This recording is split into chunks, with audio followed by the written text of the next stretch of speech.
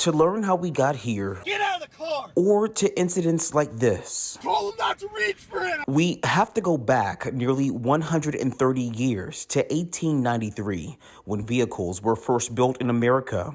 Author Sarah Sayo wrote a book called Policing Open Road: How Cars Transformed American Freedom. It draws the connection of modern policing to the creation of cars. She talks about how roads were once for walking, children playing, and maybe a few horse-drawn carriages.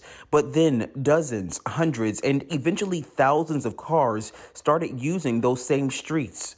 Local governments were dealing with safety issues they didn't have before. They created laws to set new norms and used private citizens and volunteers to help enforce them. Well, that wasn't working, so police departments shifted to professionalizing and modernizing themselves out of necessity to hold drivers, mainly the wealthy, accountable.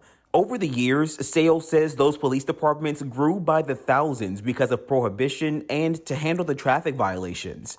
She wrote in her book that during the time alcohol was illegal, officers would use traffic stops as an excuse to search drivers' cars. Some argued the Fourth Amendment, which protects people, houses, papers, and effects from unreasonable searches and seizures, would have made searching cars during traffic stops illegal. They thought that protection would be covered under effects. But in 1925, the Supreme Court ruled that cars were exempt from that protection and could be searched if an officer found probable cause. But Sayo says probable cause became a loose standard, and critics of that ruling predicted what we're seeing today: Black drivers being 20% more likely to be stopped while driving when compared to their white counterparts.